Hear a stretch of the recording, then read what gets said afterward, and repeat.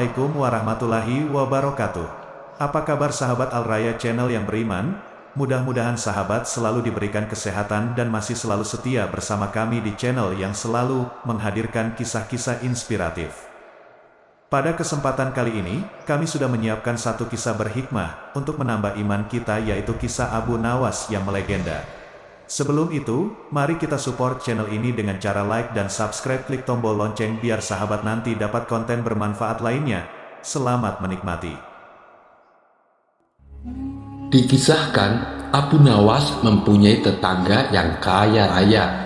Tapi tetangganya ini terkenal sangat pelit. Beda dengan Abu Nawas, meskipun hidupnya pas-pasan tapi dermawan. Suatu ketika, saat Abu Nawas sedang duduk santai di depan rumah, tetangganya yang kaya itu menghampirinya. Ia menghasut Abu Nawas untuk tidak menafkahi keluarganya agar menjadi kaya raya seperti dia. "Aku memang ingin kaya, tapi tidak dengan cara sepertimu," ucap Abu Nawas. "Tapi kan yang penting kaya, Abu Nawas," timpal tetangganya. "Apakah kau ingin aku jadi sepertimu, meminjam segala keperluan dari tetangga, sedangkan hartamu sendiri tidak kau manfaatkan?" balas Abu Nawas.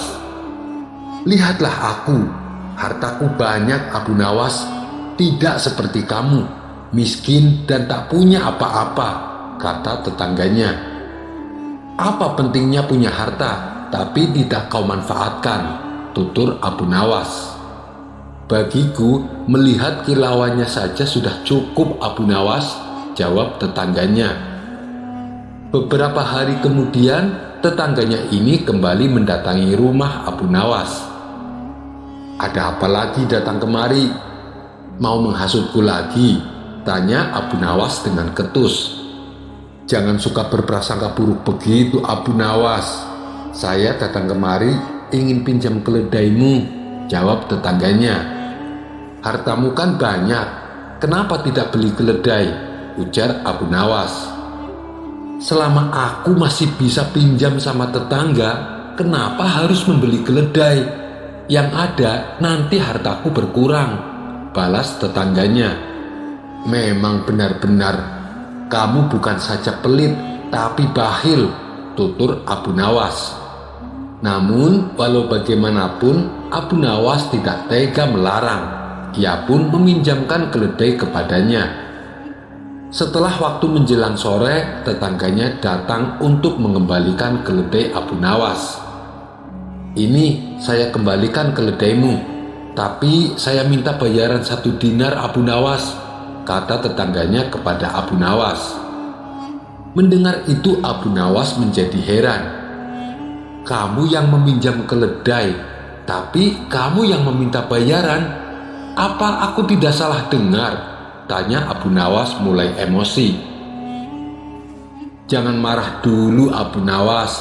Dengarkan penjelasanku. Tadi sewaktu di jalan, keledaimu merasakan lapar. Lalu aku membelikan dia rumput," jawab tetangganya. "Apa kau tidak malu?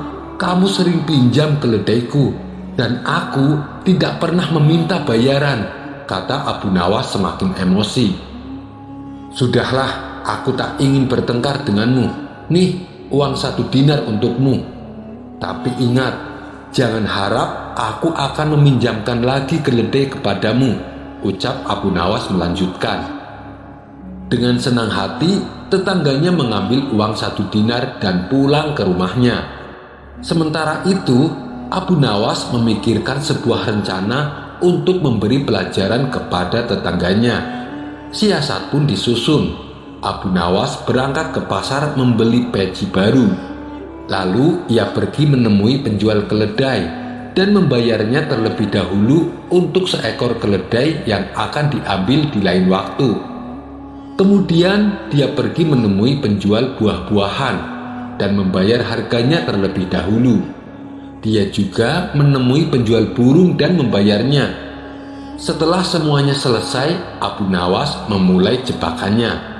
Ia sengaja duduk di depan rumah dengan menggunakan peci barunya. Melihat hal itu, tetangganya yang kaya tapi bakhil tertarik dan ingin meminjamnya. Ia pun segera menghampiri Abu Nawas. "Pecinya indah sekali, Abu Nawas. Berapa harganya?" tanya si tetangga. "Ini peci keramat warisan dari leluhurku, tidak bisa dinilai dengan harga," jawab Abu Nawas. "Keramat apanya? Kamu suka mengada-ada, Abu Nawas," balas tetangganya. "Kamu ingin bukti? Ayo ikut aku sekarang," timpal Abu Nawas. Mereka berdua lalu pergi ke tempat si penjual keledai. "Mau ngapain kita ke sini?" tanya tetangganya terlihat bingung. "Selama ini kan kamu selalu pinjam keledai. Sekarang saya akan belikan untukmu," balas Abu Nawas. Kemudian si penjual memberikan keledainya kepada Abu Nawas. Lalu Abu Nawas berkata kepada tetangganya, "Ini keledai untukmu, silahkan dibawa." Tetangganya senang bukan main, tapi rasa senangnya langsung berganti jadi takjub. Pasalnya, ia melihat ketika si penjual minta bayaran, Abu Nawas malah melepas peci dan menggosoknya. "Baik, sudah lunas," kata si penjual keledai. Abu Nawas lalu mengajak tetangganya ke tempat pasar buah. Setelah Abu Nawas mengambil buah dan memasukkannya ke dalam keranjang, ia cukup menggosokkan pecinya. Dan si penjual buah langsung mengatakan, "Baik, sudah lunas." Begitu juga saat membeli burung. Cukup dengan menggosok peci, si penjual burung langsung berkata, "Baik, sudah lunas." Rentetan peristiwa tersebut membuat tetangganya heran dan terpana. "Sungguh ajaib, benar-benar ajaib," gumam tetangganya. "Hei Abu Nawas, jualah pecimu padaku," pinta tetangganya. "Tidak mungkin, ini peci warisan, saya tidak berani menjualnya," sahut Abu Nawas. "Saya beli dengan harga 2000 dinar, Abu Nawas," kata tetangganya. Abu Nawas terperanjat mendengarnya. 2000 dinar, bisa buat beli rumah baru nih, pikir Abu Nawas. "Aduh, gimana ya? Sebenarnya saya keberatan, tapi saya juga tidak tega menolak permintaanmu.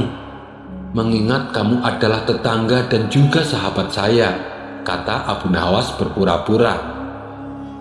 "Sudahlah Abu Nawas, jual saja padaku," desak tetangganya. "Baiklah kalau kau memaksa," jawab Abu Nawas. Setelah transaksi selesai, Abu Nawas pulang dengan membawa uang 2000 dinar. Esok harinya, si tetangga mendatangi rumah Abu Nawas dengan penuh emosi. "Kamu telah menipuku, Abu Nawas." "Menipumu bagaimana?" tanya Abu Nawas. "Saat aku praktekkan ketika beli baju, si penjual tetap minta bayaran, padahal aku sudah menggosok peci tersebut berkali-kali. Mana uangku yang 2000 dinar? Ayo kembalikan, dan ini pecimu." "Peci ini tidak bisa bikin gratis saat belanja," ucap tetangganya. "Yang bilang bisa bikin gratis siapa?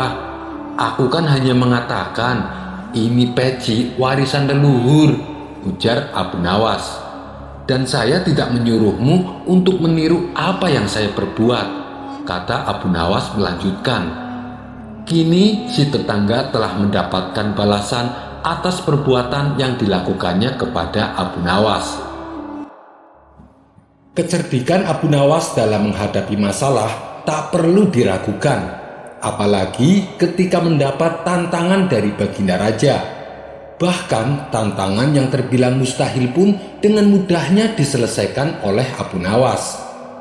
Sementara bagi sang raja sendiri, hal ini merupakan hiburan untuknya.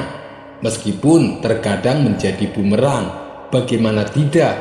Karena bukan sekali dua kali saat Abu Nawas menyelesaikan tantangan justru membuat Baginda Raja malu di hadapan menteri-menterinya. Tapi itulah risiko yang harus ditanggung bila berurusan dengan orang cerdik seperti Abu Nawas. Dan kali ini Baginda Raja kembali ingin menguji kecerdikan Abu Nawas. Kisah ini berawal ketika Baginda Raja baru pulang dari negeri seberang. Ia pun menceritakan pengalamannya selama tinggal di sana, termasuk mengenai seorang pengawal pribadi Raja negeri seberang yang terkenal sakti. Si pengawal tersebut bisa muncul tiba-tiba tanpa diketahui dari mana ia datang. Mendengar cerita Baginda Raja, sang menteri pun merasa takjub. "Maksud Paduka, pengawal itu bisa muncul tiba-tiba?" tanya sang menteri merasa heran. "Benar wahai menteriku, saat itu saya sedang duduk dengan Raja negeri seberang. Tapi di samping kanan kirinya tak ada seorang pun pengawal. Lalu saya coba tanya kepadanya, 'Kenapa pengawalmu tidak mendampingi?' Dia malah tersenyum. Kemudian dia teriak memanggil pengawalnya.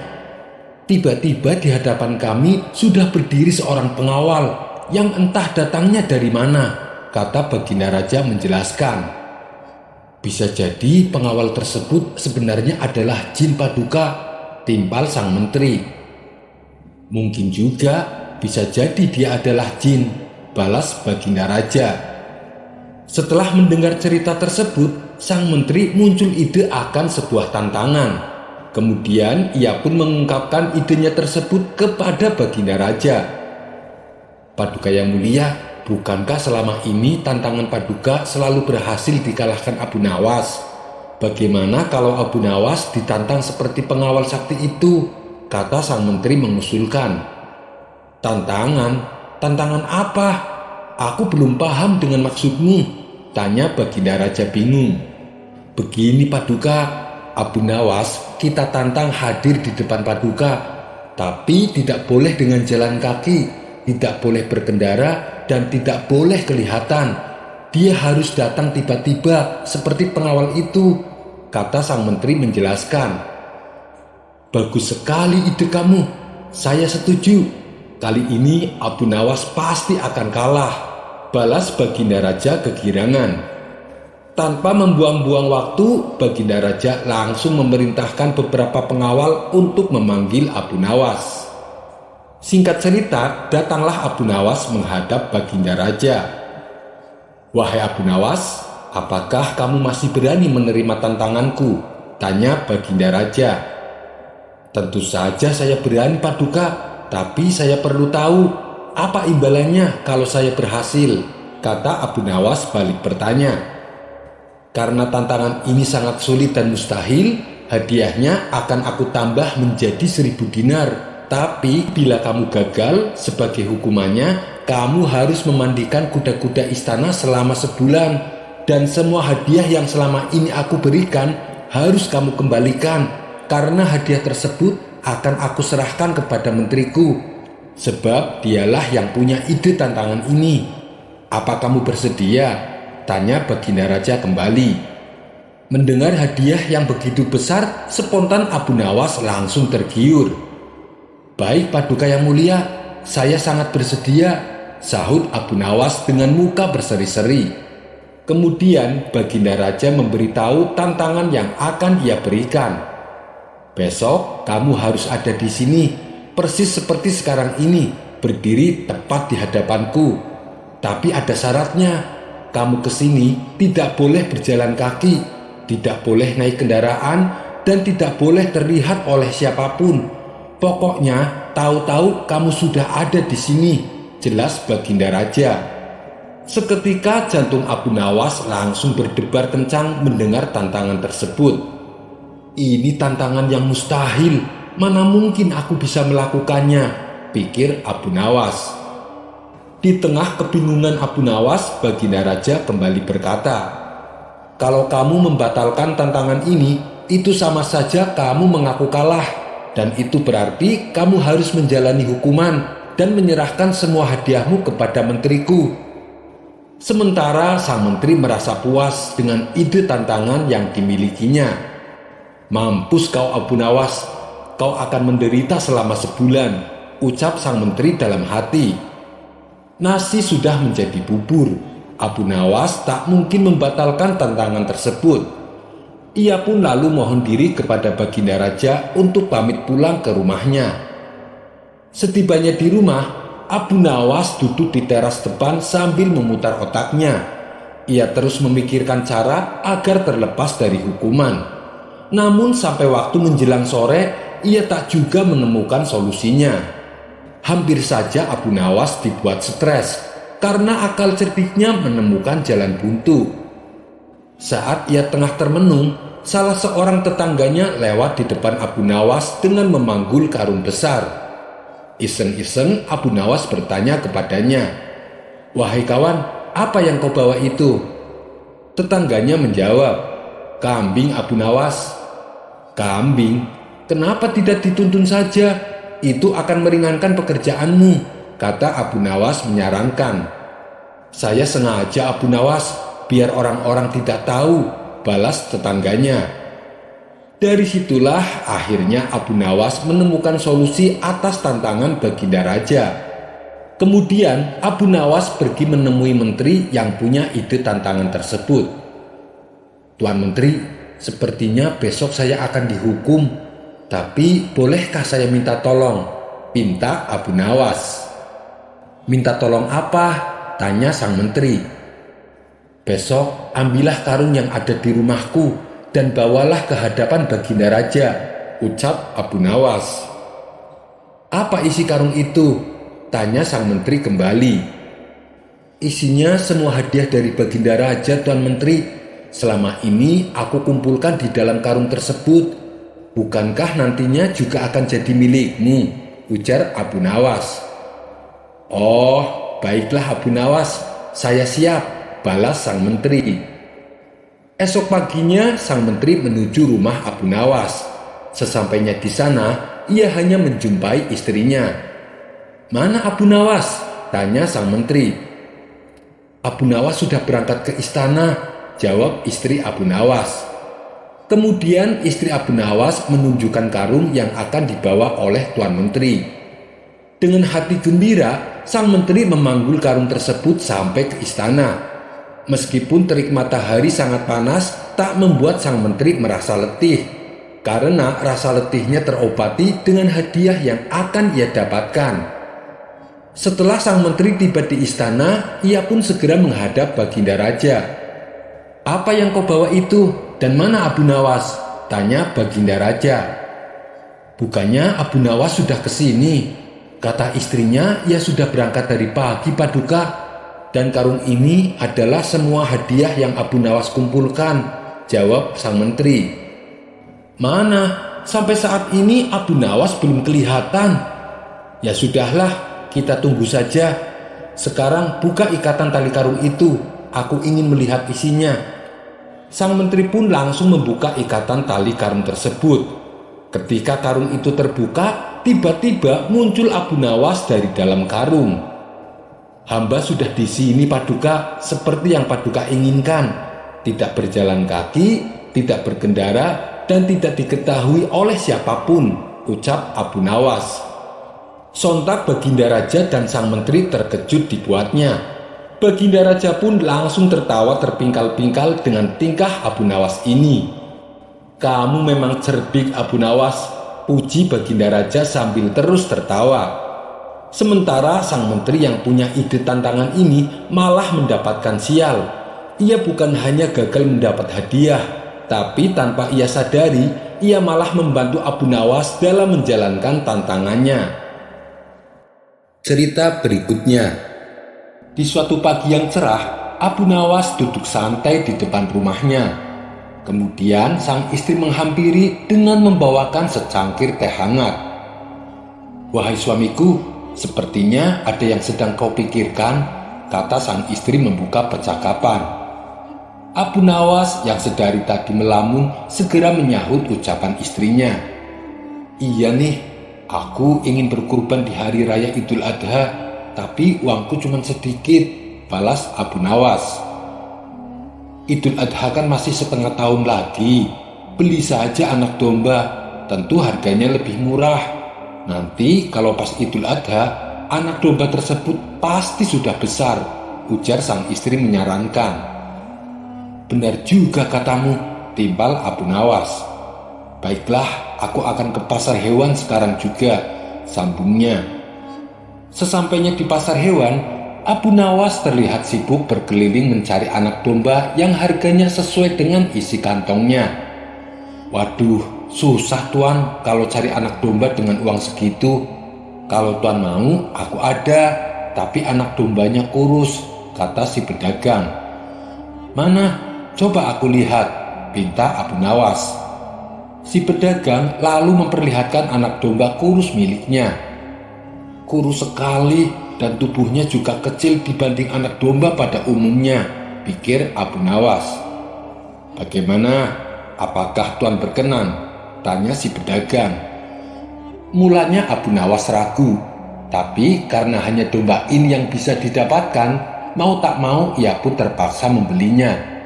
Ia pikir nanti kalau dirawat dengan baik dan dikasih makan yang banyak, anak domba tersebut pasti akan menjadi besar dan gemuk. Setelah transaksi selesai, Abu Nawas segera membawa pulang anak dombanya. "Wahai istriku, ini saya sudah mendapatkan anak domba," ucap Abu Nawas. Sang istri pun ikut gembira melihatnya. "Engkau harus rajin memberinya makan, jangan sampai telat, biar anak domba ini menjadi gemuk," pesan sang istri. Abu Nawas lalu membuat kandang di samping rumah untuk tempat tidur anak domba miliknya. Tapi untung tak dapat diraih, malang tak bisa ditolak. Belum 2 hari Abu Nawas memeliharanya, tiba-tiba anak domba itu hilang dicuri orang. Dapat dibayangkan betapa sedihnya hati Abu Nawas. Peristiwa itu terjadi pada malam hari. Ia melihat ada seseorang mencurigakan mendekati kandang. Lalu si pencuri mengambil anak domba dan langsung membawanya kabur. Abu Nawas berusaha mengejarnya, namun si pencuri telah jauh menghilang. Sebenarnya Abu Nawas sempat mengenali wajah si pencuri. Dia tak lain adalah tetangganya sendiri, yaitu Abu Jahil. Namun karena Abu Nawas tak punya cukup bukti, ia tak berani gegabah menuduhnya. "Tega benar Abu Jahil, padahal aku membelinya dengan susah payah," sesal Abu Nawas dalam hati. Abu Nawas kemudian memutar otaknya untuk menjebak Abu Jahil. Seminggu pun berlalu, Abu Nawas masih belum juga menemukan solusinya. Suatu hari datanglah Tuan Hamid ke rumahnya. "Hei Abu Nawas, nanti malam jangan lupa datang ke rumah. Saya akan mengadakan syukuran," tutur Tuan Hamid.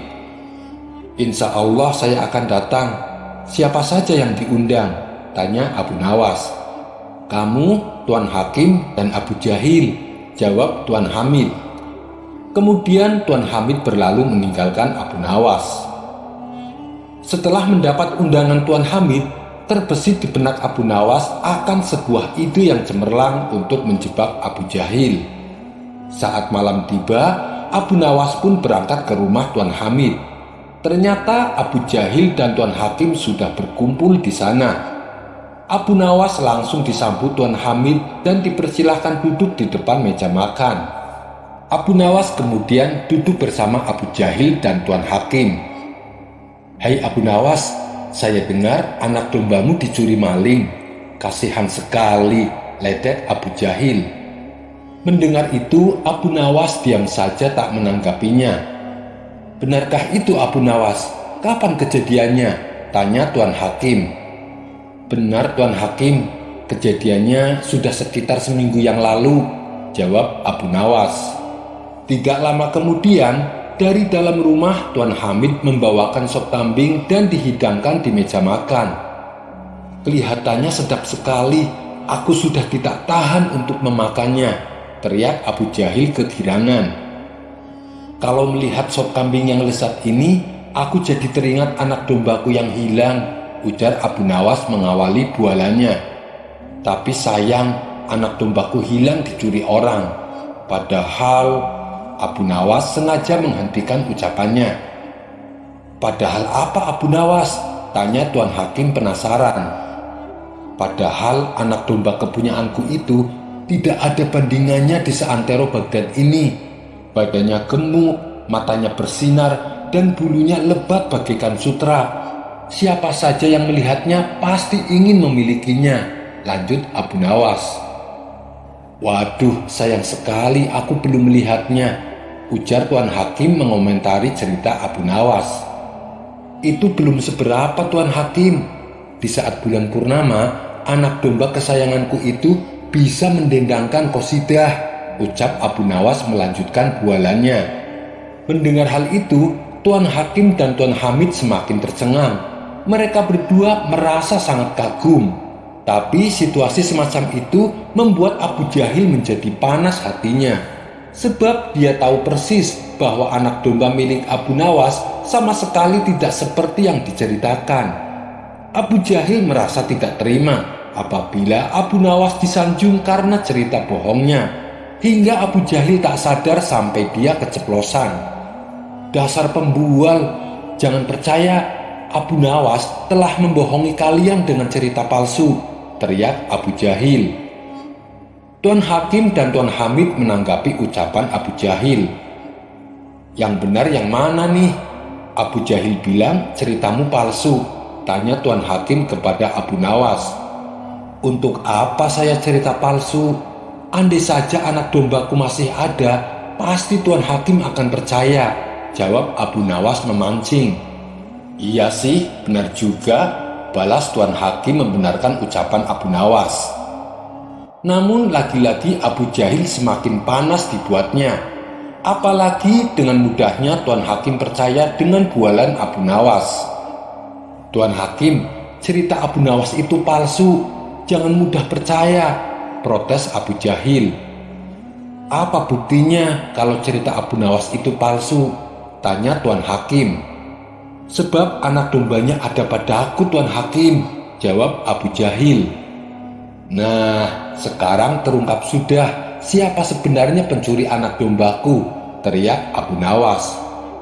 Spontan muka Abu Jahil berubah menjadi pucat. Ia tak menyadari bahwa bantahannya terhadap cerita Abu Nawas justru membuka kedok dirinya. Ternyata Abu Nawas dan Tuan Hakim telah bekerja sama membuat skenario untuk menjebak Abu Jahil. Tuan Hakim pura-pura percaya dengan cerita Abu Nawas yang tidak masuk akal. Itu semua semata-mata agar Abu Jahil masuk dalam perangkapnya. Hai Abu Jahil, sekarang juga kembalikan anak domba milik Abu Nawas.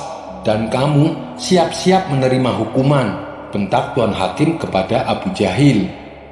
Akhirnya Abu Jahil mengembalikan anak domba tersebut dan menjalani hukuman penjara selama 3 bulan.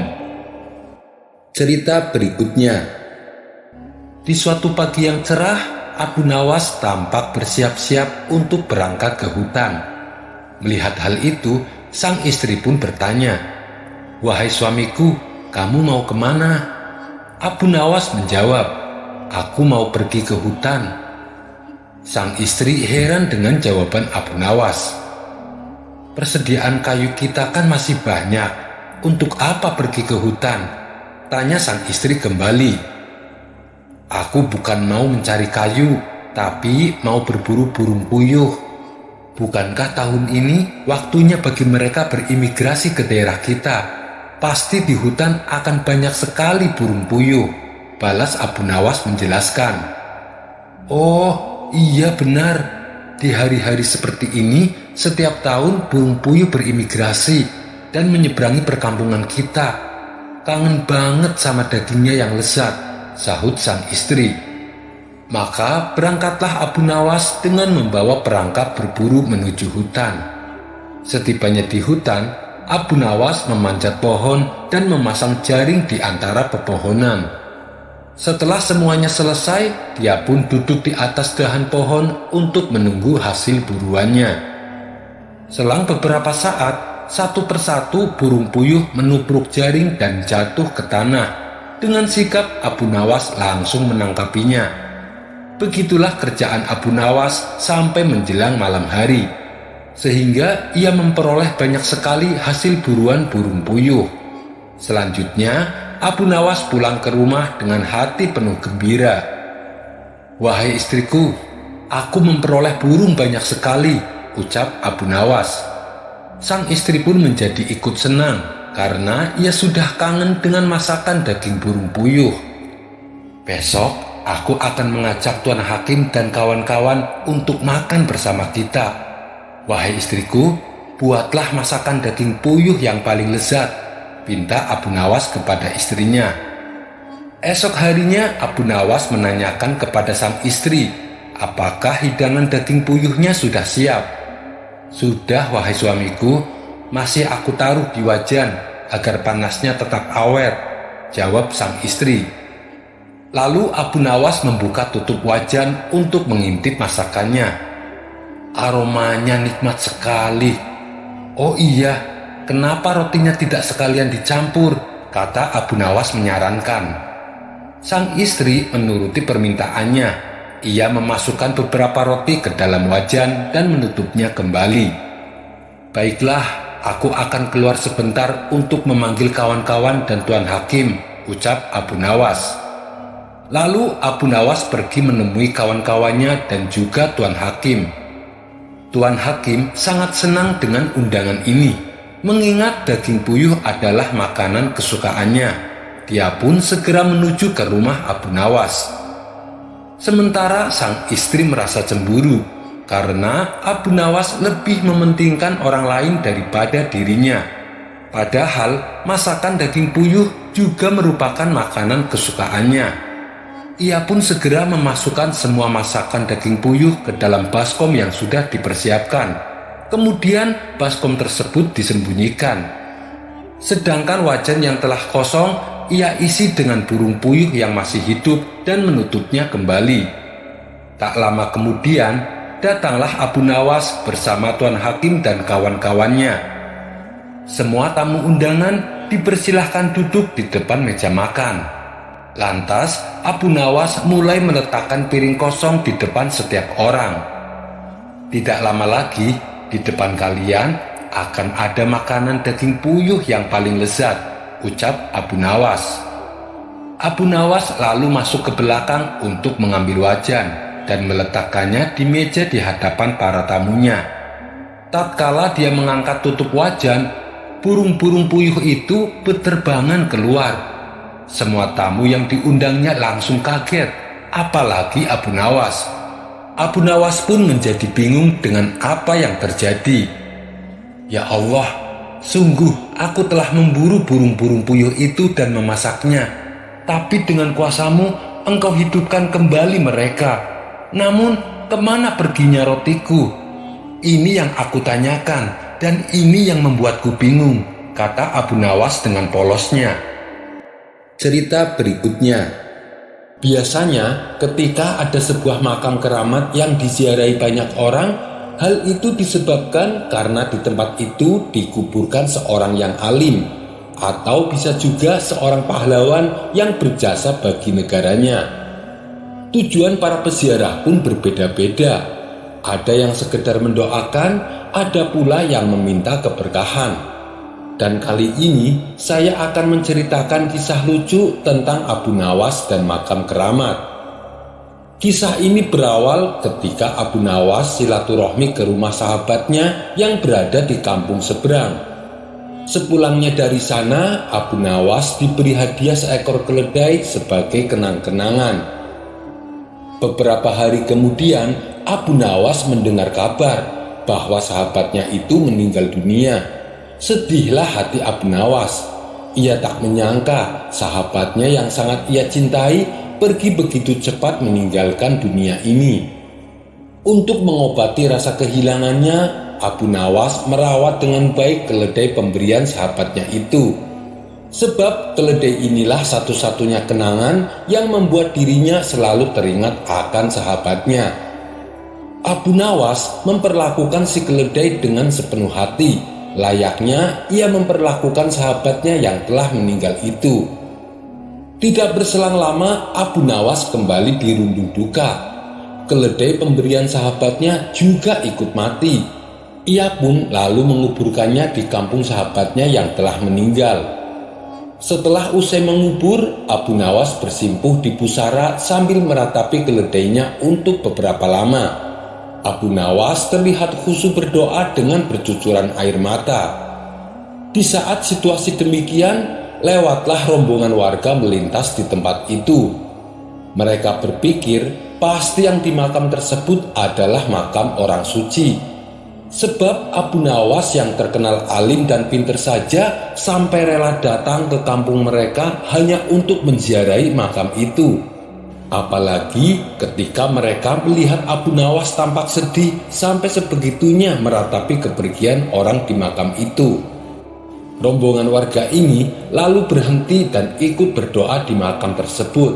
Ada yang minta keberkahan, ada pula yang berdoa agar hajatnya terkabul. Tentu saja hal ini membuat Abu Nawas kaget. "Hei, apa yang kalian lakukan?" tanya Abu Nawas heran. "Kami juga ingin mendapatkan berkah seperti dirimu. Kami yakin kalau makam ini adalah bukan makam orang sembarangan," jawab mereka. Bertambah kagetlah Abu Nawas mendengarnya. Kemudian Abu Nawas memberitahu bahwa kuburan tersebut bukanlah kuburan siapa-siapa, melainkan kuburan keledai miliknya. Tapi mereka tak mempercayainya. "Mana mungkin ini makam keledai? Buktinya kamu sampai sebegitu sedihnya. Kamu pasti ingin mencari keuntungan dari makam ini hanya untuk dirimu saja," ujar mereka. Abu Nawas sudah berkali-kali meyakinkan mereka, tapi mereka tidak menghiraukannya, yang akhirnya membuat Abu Nawas kewalahan. Ia pun akhirnya menyerah dan meninggalkan kampung tersebut. Bertahun-tahun kemudian, Abu Nawas diajak kawannya jalan-jalan mengunjungi kampung tempat keledai Abu Nawas dimakamkan. Sesampainya di sana, Abu Nawas dan kawannya merasa heran. Kenapa ada banyak orang mengunjungi sebuah makam? Ratusan orang terlihat antri bergantian menziarahi makam tersebut. Abu Nawas dan kawannya pun menjadi penasaran.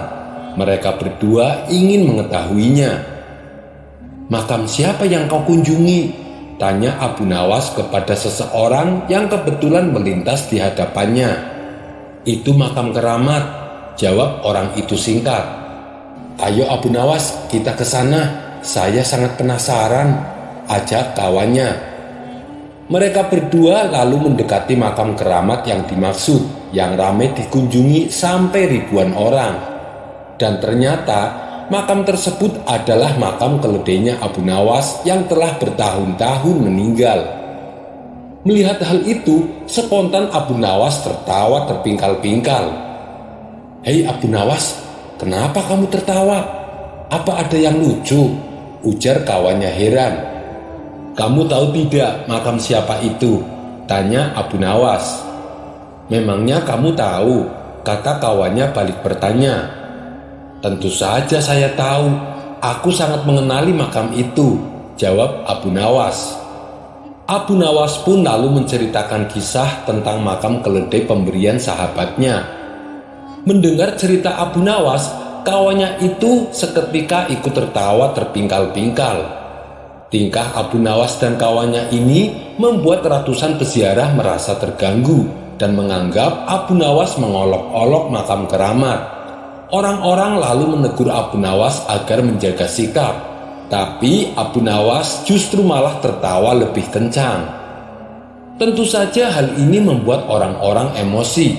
Mereka segera menangkap Abu Nawas dan hendak memukulinya. "Tunggu dulu, kalian jangan cepat emosi. Kalian tahu tidak, makam yang kalian anggap keramat itu bukan makam orang alim, tapi makam keledaiku yang mati. Aku sengaja menguburkannya di situ. Kalau kalian tidak percaya, gali saja kuburan itu. Kalau saya berbohong, silahkan kalian boleh membunuh saya," ucap Abu Nawas.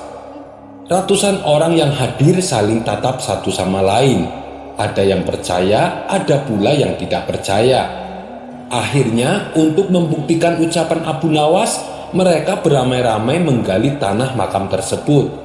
Dan ternyata memang benar, yang mereka temukan adalah tulang belulang seekor keledai. Kemudian salah seorang warga bertanya kepada Abu Nawas, "Kenapa bisa seperti ini Abu Nawas?" Abu Nawas pun lalu menjelaskan awal mulanya dan kenapa keledainya dimakamkan di kampung mereka. Itu dikarenakan keledai miliknya adalah pemberian sahabatnya yang telah meninggal, yang juga merupakan penduduk kampung ini. Sejak saat itulah akhirnya orang-orang menjadi sadar dan tidak lagi menganggap keramat makam tersebut. Sampai di sini dulu perjumpaan kita. Semoga Anda terhibur. Wassalamualaikum warahmatullahi wabarakatuh.